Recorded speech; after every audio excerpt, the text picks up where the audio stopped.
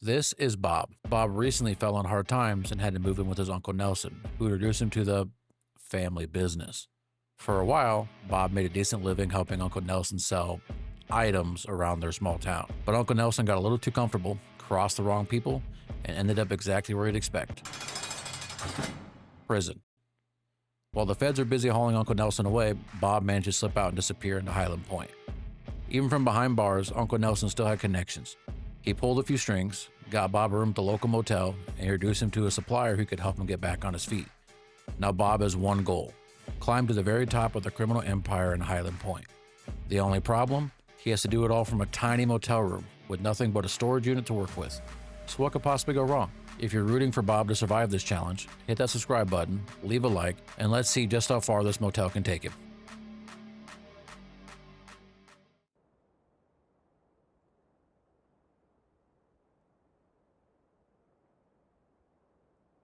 It started like any other day. Bob woke up, checked on his plants, harvested everything that was ready, and carefully bagged up the latest batch. Business was finally starting to look promising. After finishing his morning routine, Bob stepped outside to see what Uncle Nelson needed. Nelson had a simple request. He needed Bob to head into town, pick up a few supplies, and bring them back home. Since Bob already had a few clients waiting on deliveries, it worked out perfectly. Once he got into town, Bob met up with his regular customers and made a few sales. One of them mentioned a friend who had been looking for a new supplier. Now, Uncle Nelson always said the first taste was the easiest sale you'd ever make, so Bob handed over a free sample. She loved it. Looks like Uncle Nelson actually knew what he was talking about. On his way home, Bob realized he was completely out of soil. A quick stop at the hardware store solved that problem, or at least it should have. The moment he walked outside, 2 police officers were waiting for him. They searched his pockets. They searched his backpack. They searched just about everything they legally could. Fortunately for Bob, he had a very creative hiding spot. The officers eventually gave up, but not before warning Bob that one day he and Uncle Nelson would both end up behind bars. Bob couldn't help but laugh, as if that would ever happen. Then he remembered why he came into town in the first place: Uncle Nelson's supplies. Bob met up with the supplier, but there was one small problem. The supplier wanted payment. Bob explained that Uncle Nelson said everything had already been taken care of. The supplier wasn't convinced, but after a long sigh, he handed over the supplies anyway. Apparently, Uncle Nelson's reputation still carried some weight. Back at home, Bob dropped off the supplies for his uncle before getting back to work. Fresh soil, fresh seeds, a little water. Just another investment in the future. By the time everything was finished, Bob was exhausted. He crawled into bed, expecting tomorrow to be just another ordinary day. It wasn't. Sometime middle of the night, sirens. Lots of sirens. Bob looked out the window. Police cars, flashing lights. Officers surrounded the property. They weren't there for a routine visit. They were there for Uncle Nelson. Bob didn't wait to find out what happened next. He grabbed the RV keys and drove.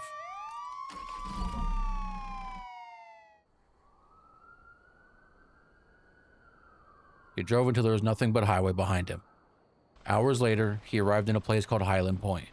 The name sounded familiar, he just couldn't remember why.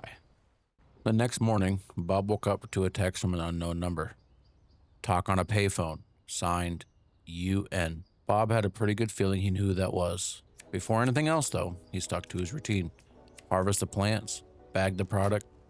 Business doesn't stop just because your uncle gets arrested. Bob eventually found a payphone, and sure enough, it was Uncle Nelson. Nelson explained that before anything went south, he'd spent years in Hyland Point. In that time, he'd hidden emergency cash around the city. One stashed in the canal, one behind the supermarket, and one sitting right on top of the town fountain. Bob couldn't believe nobody had found them, not even some curious kid. As Bob grabbed the final stash, boom! An explosion echoed across town. His stomach sank. It came from the direction of the RV. When he got back, there wasn't much left.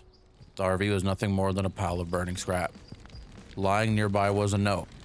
Welcome to Hyland Point. This is our territory. Don't interfere. TB. Whoever TB was, they clearly knew Bob had arrived. Almost on cue, the payphone started ringing again. Nelson had an answer. TB stood for the Benzies family, the biggest criminal organization in Hyland Point. He had expected they'd become a problem eventually, just not this quickly. Nelson's advice was simple: lay low, find a local motel, start over. The motel wasn't much to look at, but Donna, the manager, had a room available. $75 a week. Bob gladly took it. With nowhere else to go, room 1 became home. Before unpacking, Bob figured he'd try to make his first sale in town. He offered Donna a free sample. Just like that, Bob had his first customer at Hyland Point. With the roof over his head, it was time to rebuild. The hardware store had most of what Bob needed, although apparently cash wasn't accepted, which was a little inconvenient considering how Bob made his money. Inside, he met Dan. Dan asked if Bob was new in town. He was. Then came the obvious question. So, what do you do for work? Most people would have lied. Bob didn't. I'm a drug dealer. Dan laughed. Either he thought Bob was joking, or he'd heard much stranger answers. He even offered Bob some speed grow. He never actually gave it to him. Back at the motel, Bob finally started getting settled in.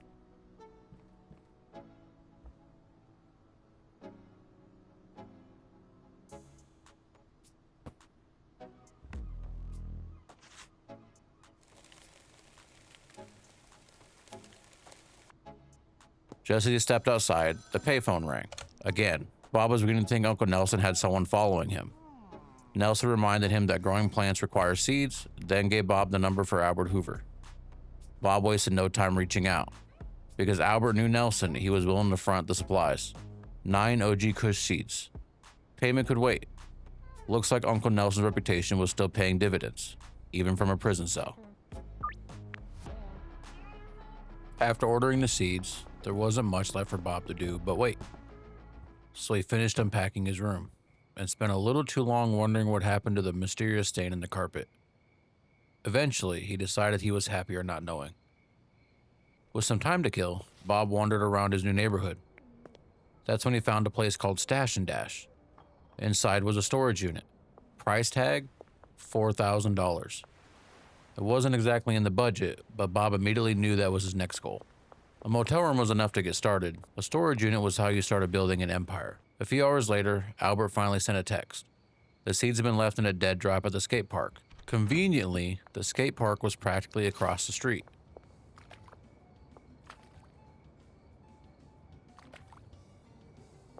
Bob grabbed the package, planted his first 2 seeds, gave them some water, and called it a night. The next morning started with another trip to Dan's hardware store. A few more baggies, a trash grabber, some trash bags. Hyland Point had a litter problem. Luckily, Bob was the kind of citizen who believed in giving back to his community. While cleaning up the neighborhood, Bob noticed a strange machine. Cash for trash. The concept was simple. Feed it garbage, get paid. It wasn't much money, but considering the alternative was leaving trash on the ground, Bob couldn't complain.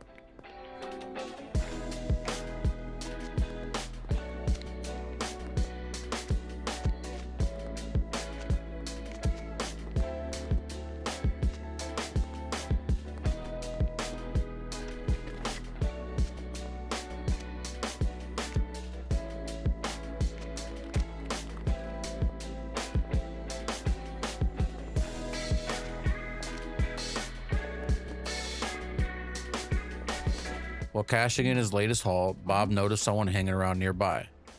Never one to waste a business opportunity, he struck up a conversation. A few minutes later, Bob had another customer, and another $152 in his pocket. Not a bad return on investment. Feeling optimistic, Bob decided it was finally time to advertise his product around town. Apparently, Hyland Point had an app specifically for arranging drug deals, which felt surprisingly organized. Bob can only hope the local police department wasn't aware smartphones existed. His first potential customer was a guy named Kyle. Bob got a little ambitious with the asking price. Kyle responded with a counteroffer consisting almost entirely of profanity. Negotiations were unsuccessful. With nothing else to do, Bob went back to collecting trash.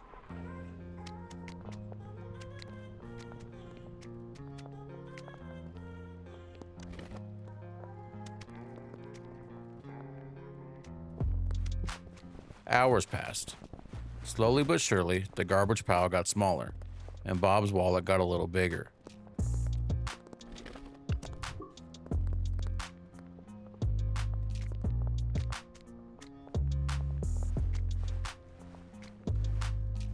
Finally, another notification came through. A woman named Kathy was interested.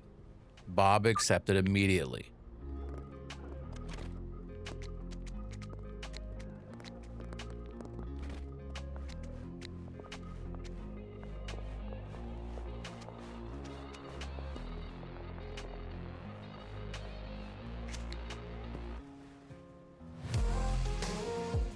The deal went off without a hitch. Not long after, another message. And then another. Mick, Jesse. Word around town was spreading. Looks like free samples really do pay for themselves. Back at the motel, Bob used his new profits to expand the operation. Another planter, more soil, more seeds. His tiny motel room was starting to feel less like a place to sleep and more like a business. The following morning, rain blanketed Hyland Point. Bob didn't mind. Something about the rain made the city feel peaceful, at least as peaceful as a city full of drug dealers could be. After paying Albert through another dead drop and making yet another stop at Dan's for supplies, Bob got back to work.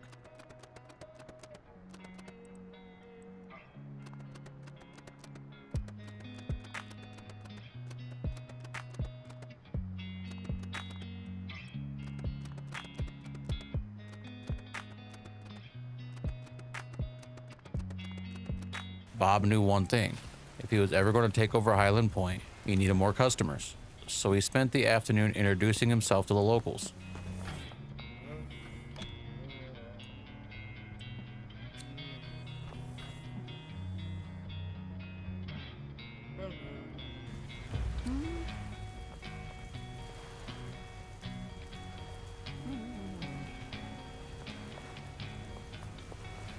Most people were happy to accept a free sample. Most.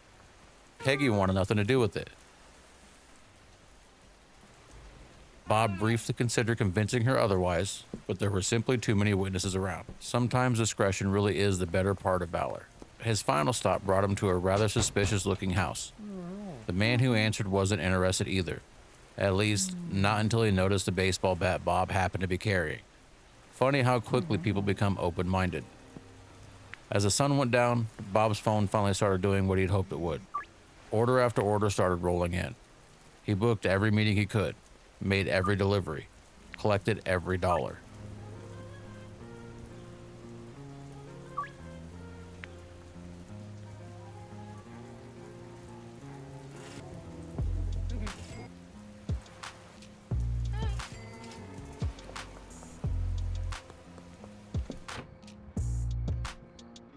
By the time he returned to the motel, he had enough to plant 3 more crops. It had been a long day. The customer list was growing. The business was growing. And for the first time since arriving in Hyland Point, Bob finally felt like he belonged. The next few days settled into a routine. Harvest, bag, sell, repeat. Business was growing. Every day, Bob seemed to meet someone new looking for product.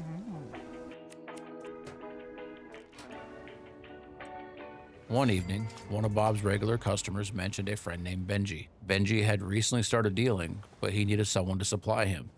Conveniently, he lived just down the hall in room 2 of the motel. Bob stopped by to introduce himself. Benji had an offer. For $500, he'd start moving Bob's product and take care of customers of his own. Bob told him he'd think about it.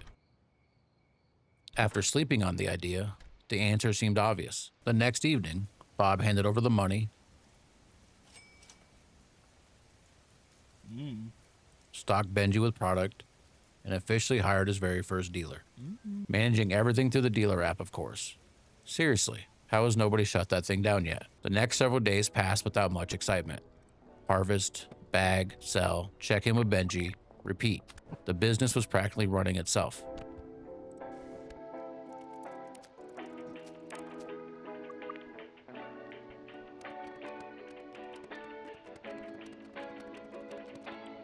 Then one afternoon, Bob finally reached his next milestone, $4,000, enough to buy the storage unit he'd been dreaming about. After signing the paperwork, Bob spent the rest of the day moving everything into his new headquarters. Shelves, supplies, equipment.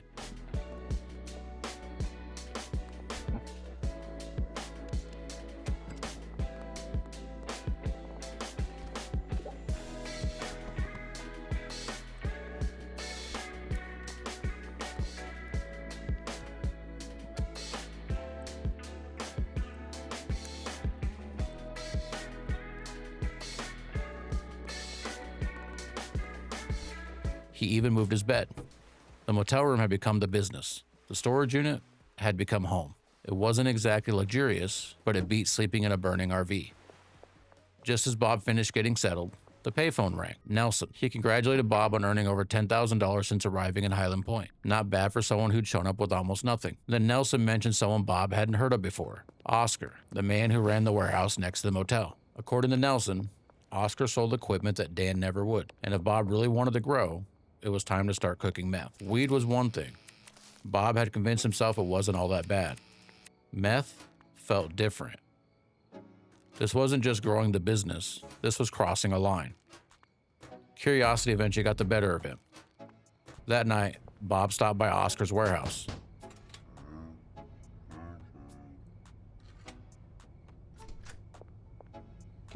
Oscar had everything: chemistry stations, lab ovens, equipment Bob never imagined using. Against every instinct telling him to walk away, Bob bought the equipment. He wasn't ready to use it yet, but somehow owning it already felt like he'd taken his first step. As Bob headed back toward the motel, he wasn't paying attention to the time. Stop. Police. Apparently Hyland Point took its curfew very seriously. Bob's first instinct was to run, so he bolted back inside the motel. The officers followed. Thinking fast, Bob grabbed the closest thing he could find, a frying pan. One by one, he knocked the first officers to rush through the door to the ground. One of them dropped their pistol. Bob picked it up. There wasn't much time to think, only time to survive. Gunfire erupted through the motel as Bob returned fire. When the dust finally settled, the officers were down, and somehow, Bob was still alive.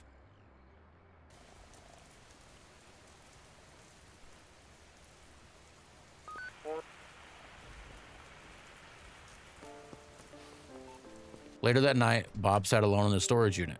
The boxes from Oscar's warehouse still sat unopened. Just a few days ago, Bob had arrived in Hyland Point with nothing. Now he had customers, a dealer working for him, a growing business, a storage unit, and more money than he'd ever imagined making. But he'd also watched his RV burn, been chased across rooftops, and now he'd exchanged gunfire with the police. Bob looked over at the unopened equipment. Meth promised more money, more power. But after everything that had happened, he couldn't help but wonder if chasing was worth everything he'd already lost. The boxes sat there in silence, waiting. So was Bob.